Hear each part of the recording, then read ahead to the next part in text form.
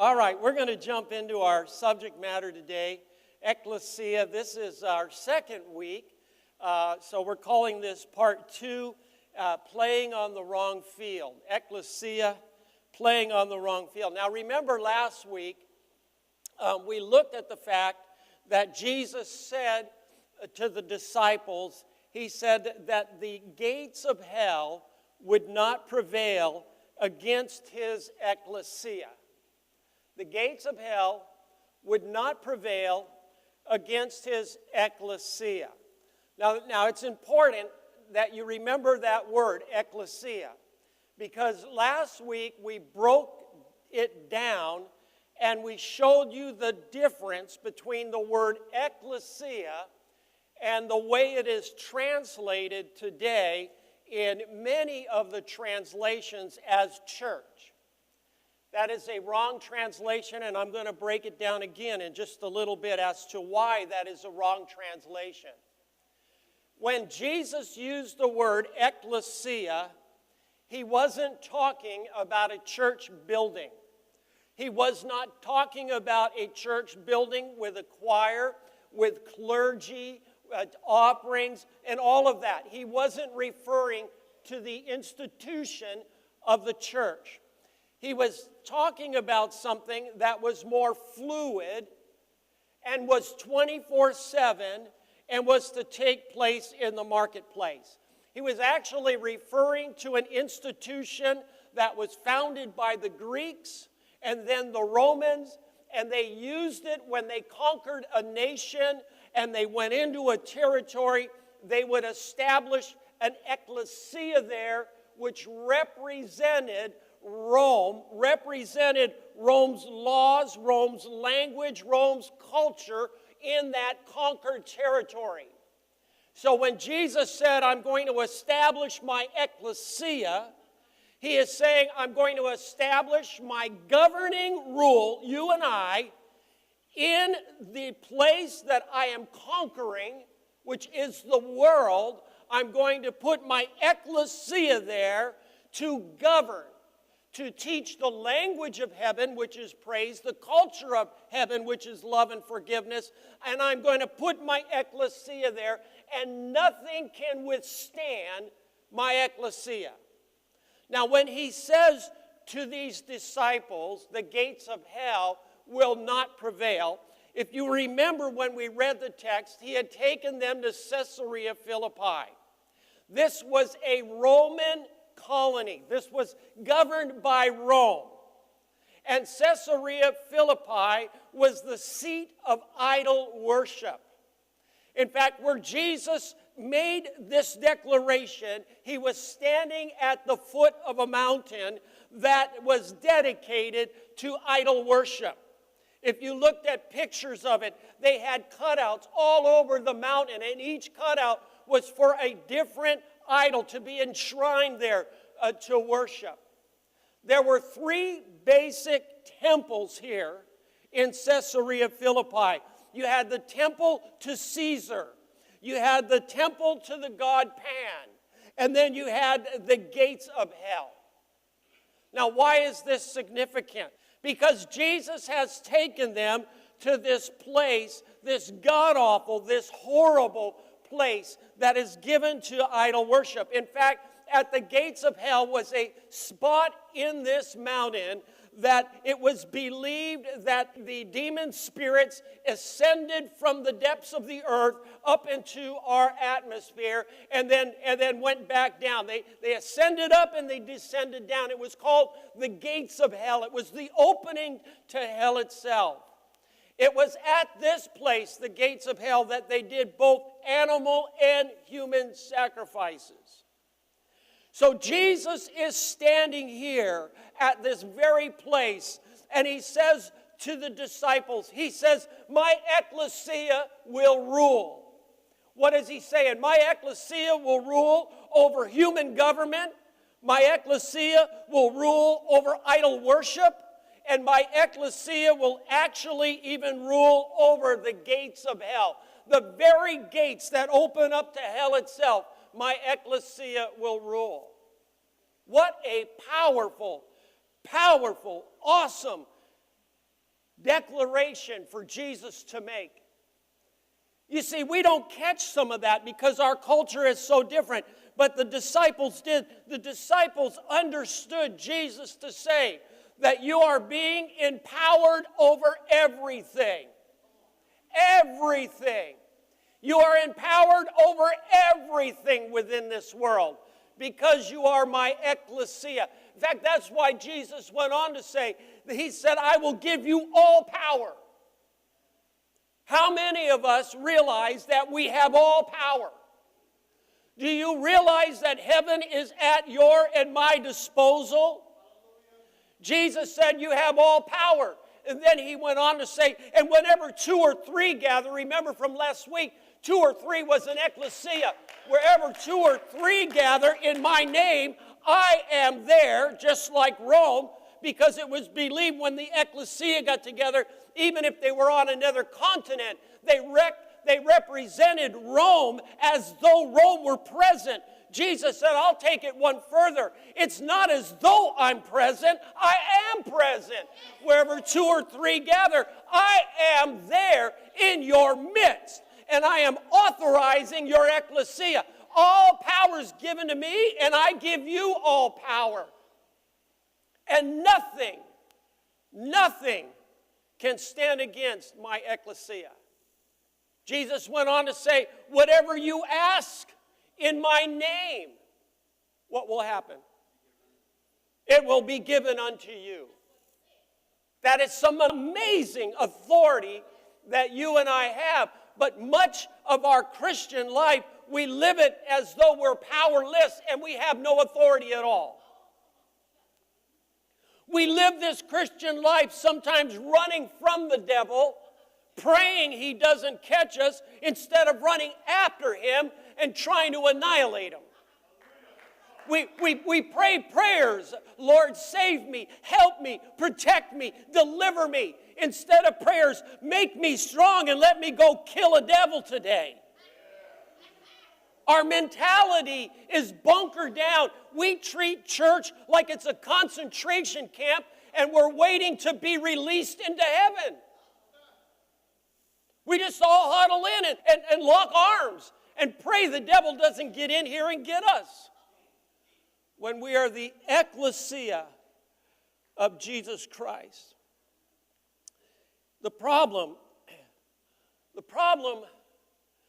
and I'll just be honest, the problem that we see in the kingdom of heaven on earth as it is in heaven today is we don't see the kingdom of advancing the way it should be advancing.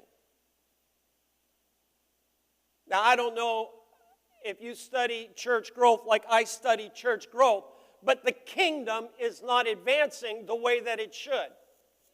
Churches are getting bigger. Some are not. But the kingdom is not advancing. Most of church growth today in your mega churches are not people coming into the kingdom of God. They're people coming out of another church into the bigger church. It's church transfer growth. Now, if church growth is nothing more than transfer growth, is the kingdom of God actually growing? No, it's just shifting membership. The big churches gobble the small churches. Does that mean the kingdom is advancing? No, it means that they just put somebody else out of business to get bigger. But don't fool yourself, the kingdom is not growing. It would be like a world-class soccer team going to play a national game and ending up in the wrong town at the wrong stadium. They might be first class and they might be well trained, but they're in the wrong town on the wrong field, which means that they will lose by way of default.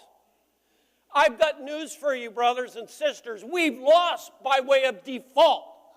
The kingdom isn't advancing. It's only growing up within the 4 walls of the church. We are not effectively advancing and making a difference within the towns and within the cities, within the government structure in which God has planted us and told us to be His Ekklesia. He's given us authority over governments. He's given us authority over idols and idol worship. He's given us authority over Satan himself. But we sometimes take that authority and we internalize it and we argue over bake sales and we argue over this and we argue over that instead of taking our energy and attacking the devil out in the streets. What impressed me the most about Gregory's testimony wasn't just how God cut him grace and gave him favor. It was what the judge said. The judge said, City Church, I know City Church. And in essence, if you're in City Church, it's good with me. Let's reduce that sentence and let you go free, because something good comes out of that church.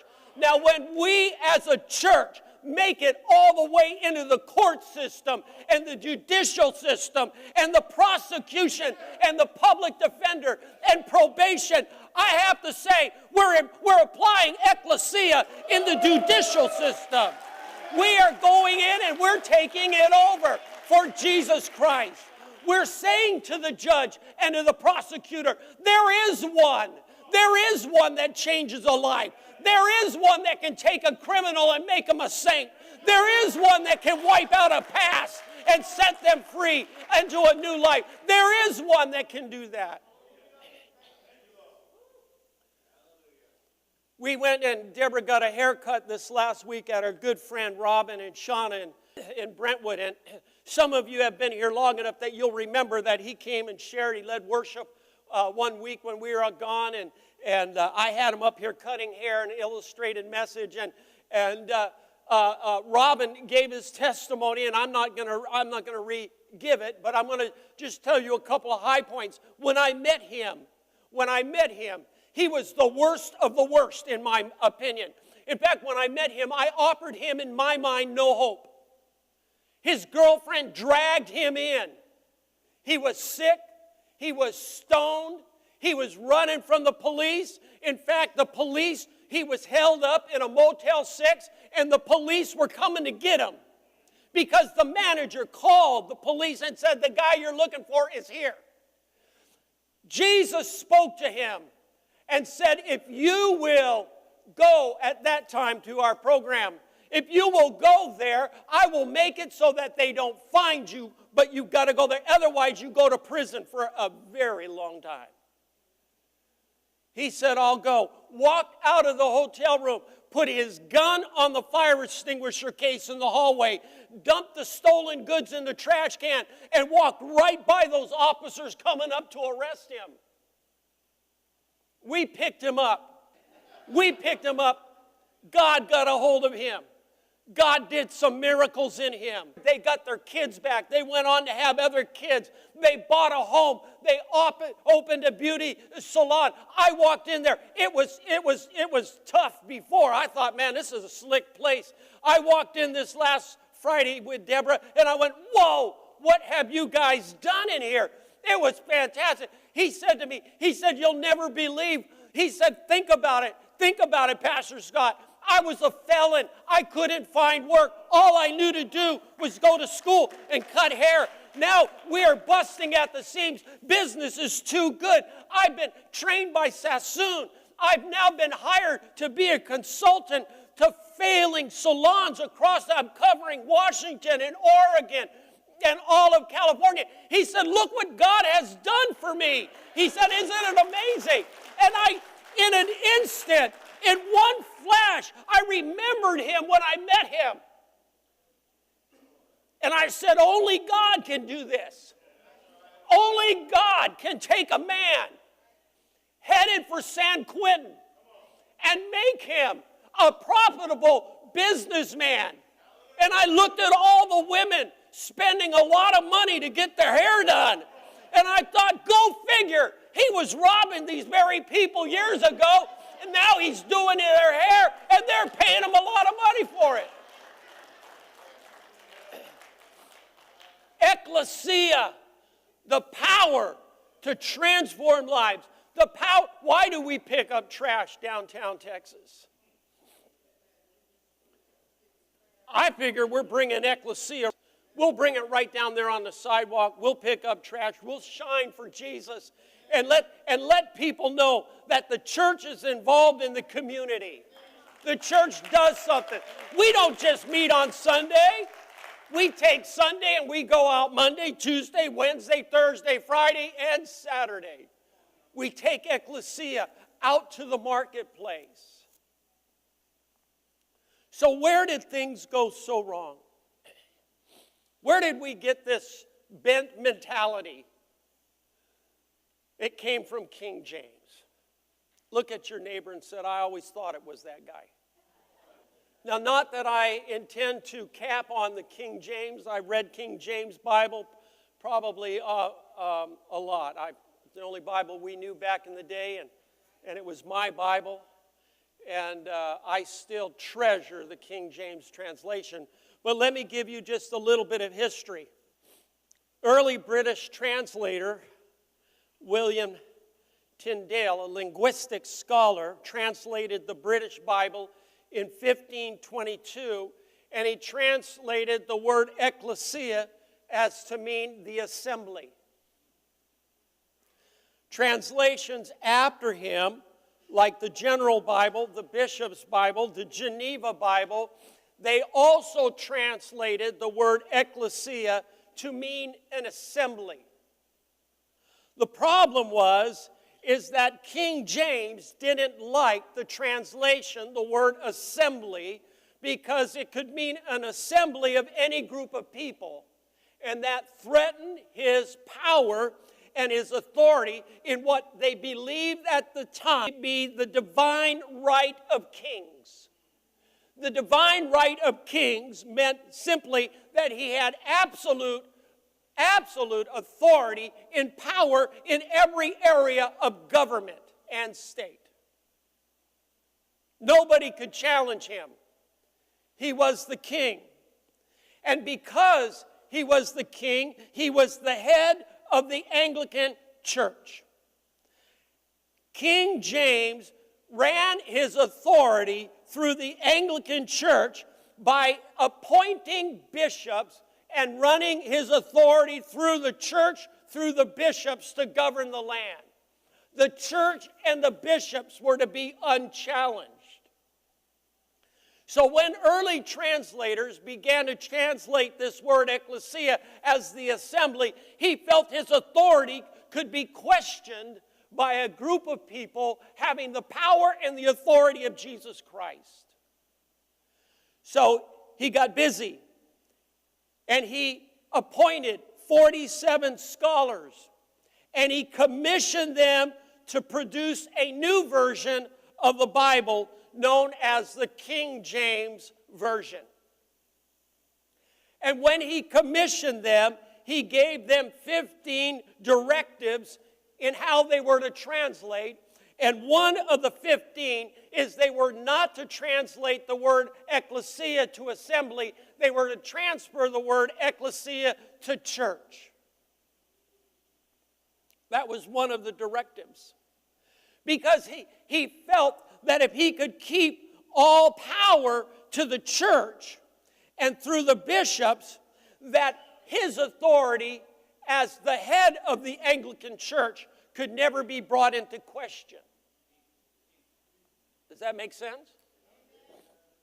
He could continue rule unchallenged by anybody because authority was the church as an institution, as a building, and it was to be given and doled out through the bishops. When he got done with the translation, they dubbed it the Authorized Translation. The Authorized Translation, and it became known as the King James Authorized Translation. That is the King James Bible that we have today. Now, I have no problem with King James. I have a little problem with the these and the thous, but I do have a problem with how they translated the word ekklesia. You see, when Jesus referred to ekklesia, He referred to it, remember, from last week as salt, water, light, and leaven. Salt is no good if it is left in the container. It doesn't do that steak any good if it's left in the container. It has got to be spread out. Water does no good if it's just held in a container. It will never quench your thirst if it's held in a container. You'll remain thirsty. It won't quench it. You'll just look at it. You've got to open it and you've got to drink it. Light does no good if you put a can over it. The room still stays dark.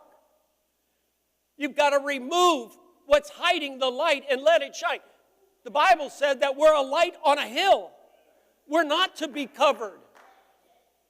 Leaven does not cause the bread to rise if it's just kept in the container. It's got to be mixed with the dough. You've got to knead it up with the dough. Why does God have you where He has you in this life? Why do you live where you live? Why do you work where you work? Why do you go to school where you go to school? Because He's taken the leaven and He's using you to mix it in the dough. You may not like that dough, but He's using you to leaven it nonetheless. You are salt. He's using you to salt the area that you live, the area that you work. You are water. You have Jesus Christ, the only thing that can quench a man and a woman's thirst. It is the only thing that satisfies. You have it. Your job is to offer it to people. When people are depressed and people are sad, it's your job to say, hey, I have something that will refresh you. Would you like a drink? Jesus, if I remember right, He said it to the woman at the well. He said it to a prostitute. He knew she was thirsty for something, and she was getting a little something through sex. And He said, how's that working for you? If you sleep with enough people, does it make you happy? Obviously not, because you're on number 5 right now, and you're still not satisfied. But I'll give you water that you'll never thirst again. You offer it to people wherever you're at it. Wherever you're at, you're offering Ekklesia to people, and you have the authority and the anointing to do it. That's why the early church changed the world. That's how the early church, when coming through the book of Acts, and you watched how the gospel spread, it's because they were going everywhere. They were in the marketplace. They were where they worked, where they ate, everywhere they went. They were sharing Ekklesia. It is not meant to be contained in a building. It's meant to be given out in the marketplace. I'm going to give you 2 more points. Satan's domain. I was thinking about it. The gates of hell shall not prevail. What are the gates of hell to us? I mean, we're not at Caesarea Philippi, are we? So what are the gates of hell here? Well, Satan's purpose, listen carefully, is to influence government. And I believe we're living in a world where he has done a great job. It's to influence culture. Done a good job there too, I would have to say. It's to influence education. Unbelievable, some of the things we teach in school today. Again, he's done a good job. He's winning. It's to influence the arts. I'm amazed at some of the movies that come out. I mean, they leave nothing to the imagination. You can watch them have sex on the screen and you might as well be in the bed with them. Reading about gory murders in the newspaper is nothing like what's portrayed on the scene. Some of these slasher movies are incredible. He's done a good job there too. Entertainment, commerce, all of that is the enemy's domain. Colossians chapter 1 and verse 13. For he has rescued us from the dominion of darkness and brought us into the kingdom of the Son he loves. He rescued us. He rescued us out of the dominion of darkness. That means I'm not part of it anymore. I've been rescued out. Thank God. Acts chapter 26 and verse 18 says, to open their eyes and to turn them from darkness to light and from the power of Satan to God, so that they may receive forgiveness of sins and a place among those who are sanctified by faith.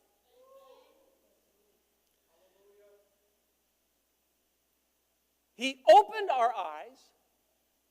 I don't know about you, but one day I didn't realize I was in darkness, and the next day I knew very well I was in darkness. My eyes got opened. And I realized I wanted a way out. And I also realized that Jesus was the only way out. And I took that way out. He forgave me of my sins, and he brought me into a place among those who are sanctified by faith. Let me break it down a little bit more. Paul, when he wrote to the Ephesian church, he showed them the way that Satan influences. So let me give you a breakdown of that book. If you open the epistle to the Ephesians, the letter to the Ephesian church that Paul wrote, you'll find in chapter 2, Paul is telling them to deal with ethnic division. We spoke about that weeks ago. We spent about 2-3 weeks talking about the multi-ethnic church. The Ephesian church had to deal with that, and in chapter 2, they were dealing with ethnic division. The devil works in ethnic division. Just go out on YouTube and fish around a little bit and he'll blow your mind.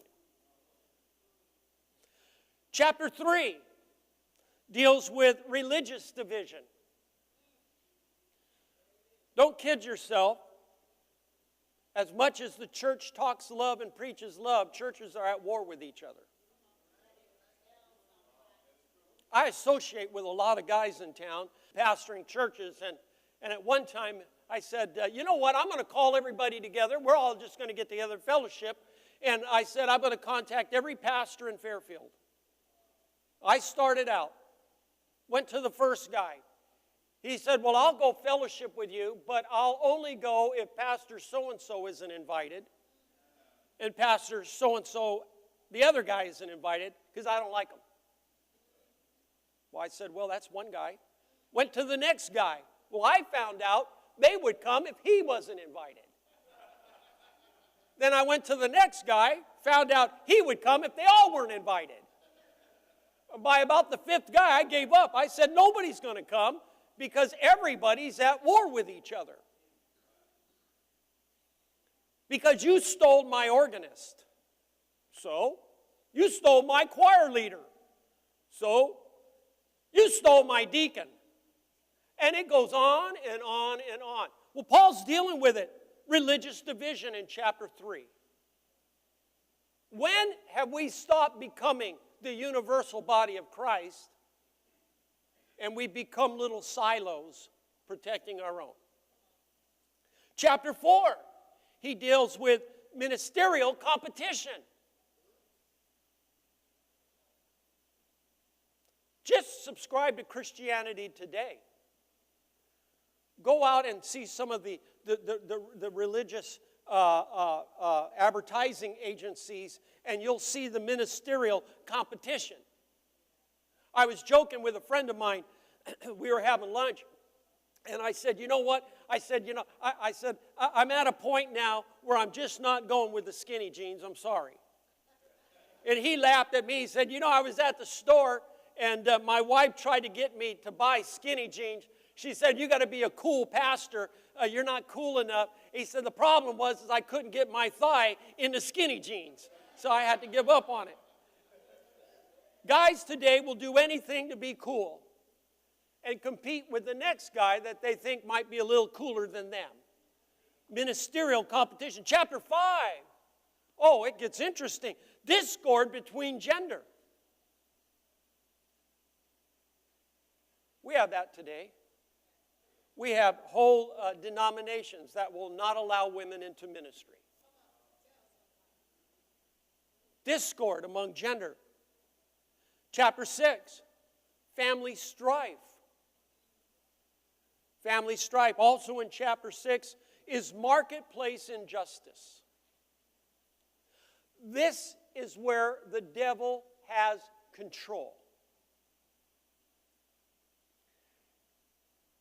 If you have problems at the workplace, at the marketplace, don't blame your coworker.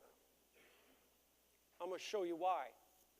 If you have issues in home, don't go attack your wife or your husband and believe that they are the centerpiece and the core of that issue. If you hear of an issue at church, don't go blame the pastor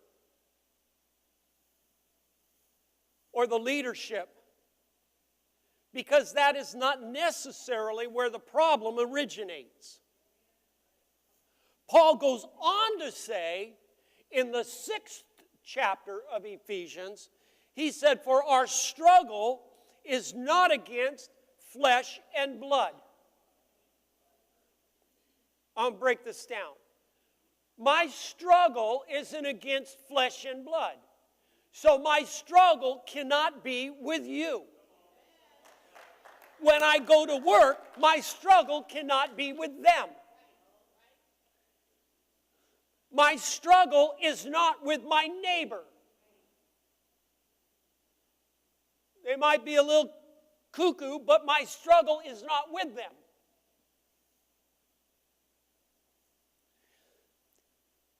Your struggle isn't against flesh and blood. But isn't that where we make the fight? I don't like what you said to me. I don't think I'm going to pray for you anymore. Oh, I'm going to pray for you, all right. But you ain't going to like what I'm praying. But against. Now listen, he's going to list out 2 types of enemies. But against rulers, authorities, against the powers of this dark world. One level, one enemy. Rulers, authorities, powers in this dark world. Enemy number 2. And against spiritual forces of evil in the heavenly realm. We fight authority, powers, rulers on this level, and we fight on another level spiritual forces of evil in the heavenly realm. Now, I'm not going to get into how I believe the unseen world is governed. That's a whole nother message. But let me just say to you, it starts on a heavenly realm. And demonic powers on a heavenly level that govern demonic powers on the level in which we live. So I'm getting ready for church on a Sunday morning. And I'm just happy as can be. And Deborah says something to me a little bit challenging. Not that she would do that, because she's perfect in every way. But she did say to me, "How come you put so much stuff on the bathroom sink?" To which I thought, because we're in the middle of moving, so we got boxes going everywhere, right? But we decided to empty a little thing by the side of her bed of all the stuff she had on it. Well, a good part of it ended up on the bathroom sink.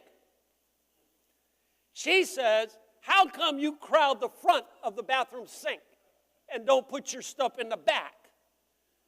I'm thinking, because you put all your stuff in the back. And I decided to line them up for her to prove my point.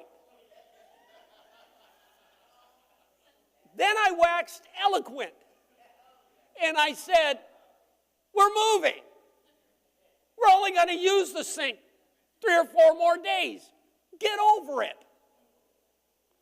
To which she said, it went from the bathroom now to the kitchen. And you put all your stuff all over the kitchen. Look at all this stuff all over the kitchen. I'm renting trucks and I'm trying to rent a place to store stuff. I've got sticky notes. Give me a break. I'm working out here. And about that time, the Holy Spirit said, you ought to practice what you preach.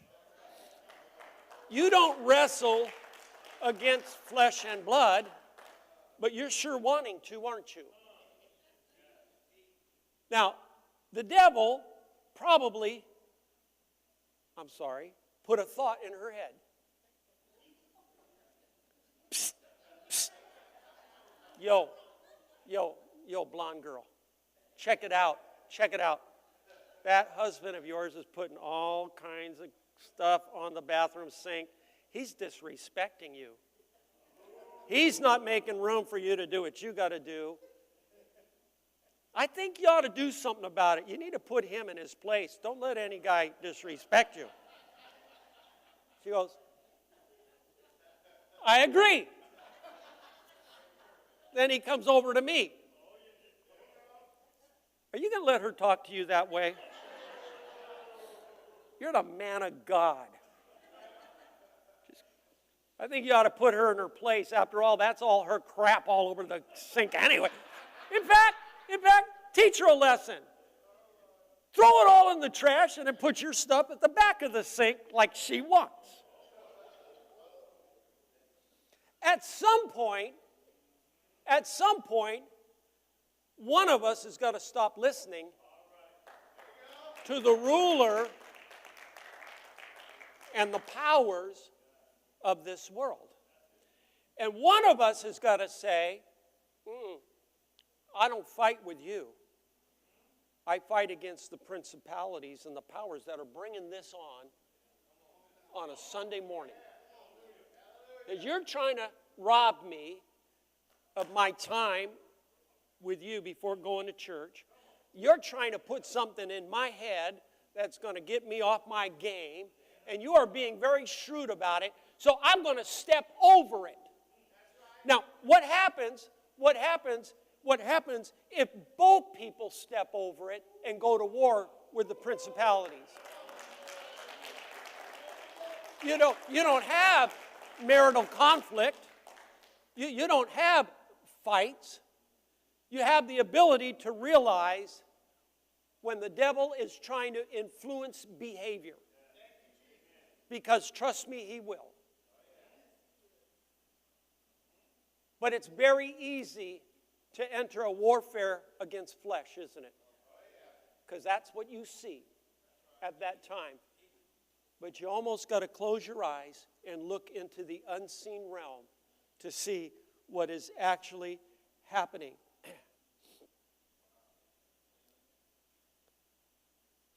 Last thing I'm going to give you, also in Ephesians chapter 6. If you drop down to verse 16, after Paul tells them where their warfare is, actually, verse 13, Paul tells them, now put on the armor of God. And he breaks down what that armor is. Then you go to verse 16, you drop down a couple of more verses, and Paul says this, so that you can extinguish all the flaming arrows of the devil. Now, we miss that sometimes because we don't come from a generation where we do battle with swords and shields and helmets. We take guns and shoot people and fire missiles at a distance. But if you look at how they did warfare in this day, the archer never fired close. You get me? Okay. if Michael charged me right now, I don't have time to take an arrow and shoot him. He'd be too close. My defense is to take a knife and try to stab him, or a sword, and keep him from getting that close. Archers shot at their enemies from a distance. Paul said, be ready to extinguish all the flaming arrows of the devil. Now we have to ask ourselves, why is Paul saying that? Why is Paul saying that? Why didn't he talk about hand-to-hand combat? Why is he talking about the flaming arrows? To distinguish the flaming arrows. Because if you look at when Paul wrote this to the Ephesians, and you cross-reference it to the book of Acts, you'll find that Paul is telling the Ephesians this at a time when the book of Acts records this. All who lived in Asia, which was a Roman province where Ephesus was, all who lived in Asia had heard the word of the Lord. Okay, well, Pastor, what does that mean? Paul is writing to the Ephesians. They're in a province of Rome known as Asia. Acts says that all of Asia has heard the word of the Lord. That means that Ekklesia was so powerful that the whole entire area had heard the word of the Lord. Now, I've read reports, I don't know the exact number, but I've read reports that would be akin to Solano County. Every person had heard the word of the Lord. Ekklesia had penetrated that area so well that there wasn't a person living there that hadn't heard the word of the Lord. Paul said the enemy is shooting arrows because he has been dislodged. He no longer has this domain. We've taken it from him. He's no longer in control. Ekklesia is. So he has been cast out, and the only warfare he can do is to shoot arrows in. What did Jesus say? Well, let me read. Matthew chapter 16 says, on this rock I will build my Ekklesia, and the gates of Hades will not overcome it. And I will give you the keys of the kingdom of heaven, and whatever you bind on earth will be bound in heaven, and whatever you loose on earth will be loosed in heaven. Revelations talks about Jesus taking the keys of life and death from the devil. He took the keys from him, and he gave the keys to you and I. And he says, whatever you bind will be bound in heaven if you bind it on earth, and whatever you loose will be loosed. I'm giving you keys of authority and of power. What the Ekklesia did in Ephesus was to push the devil out to where he could only shoot arrows in from a distance and take the keys and lock him out.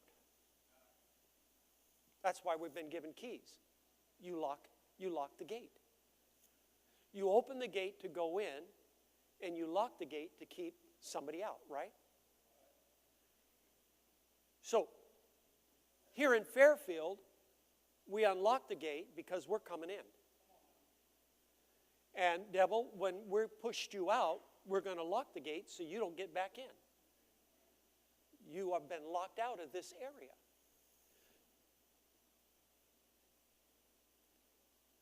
You take keys, and when you go to work, you unlock the gate to get in and deal with the devil, and then lock the gate to keep him out. those neighbors that bother you and that get you talking in the house and wishing they'd get up and move, take some authority and lock the gate and get in. Deal with it and then lock the gate to keep the devil out.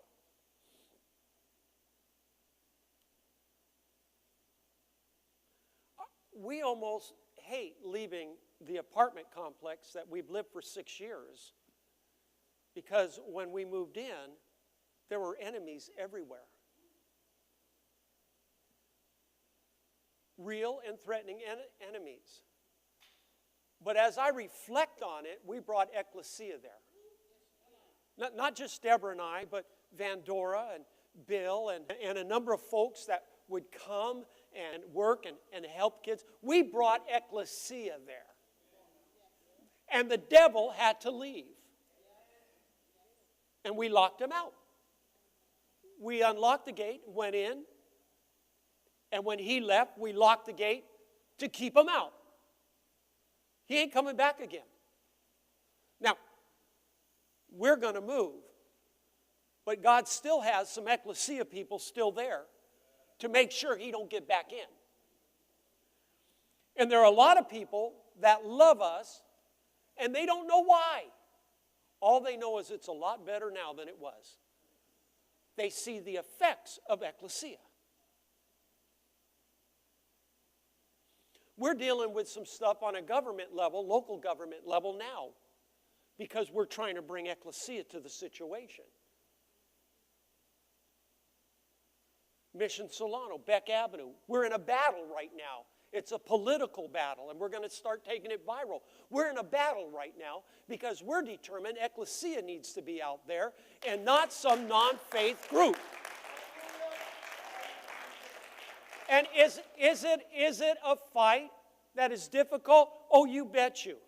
Is it a fight that's very political? You bet you. Is it very time-consuming? Oh, absolutely. I spend most of my days just dealing with that. But we're determined, a group of us pastors said if we come together and put Ekklesia, we want to see it out on Beck Avenue. We don't want to see what God had established as a faith homeless shelter become secular, because secular only provides housing. It provides no hope for change. You can feed and house anybody, but if there's no change, they will always remain in the situation. You have to provide a hope for change, and that's Jesus Christ. So we're fighting Ekklesia right now, and we're doing our best. I can't prophesy that we're going to win, but if we lose, it won't be because we didn't try hard to bring Ekklesia.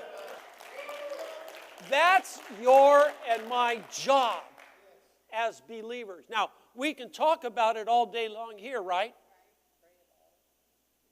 And I can watch the city council meeting on TV, right? And I can pray about it, right? No. I'm bringing Ekklesia right to that meeting. I'm going to be there. I'm going to sit there, and I'm going to go get my thing so I can get up and talk and take my 4 minutes that they're going to give me to talk about Ekklesia and the fact that Jesus Christ needs to be on Beck Avenue. You see how practical it gets? It's not just talking and praying. It's getting out and doing. Making a change. Wherever you're at, make a change this next week. Be Ekklesia. That's why Jesus called you, and that's why he empowered you.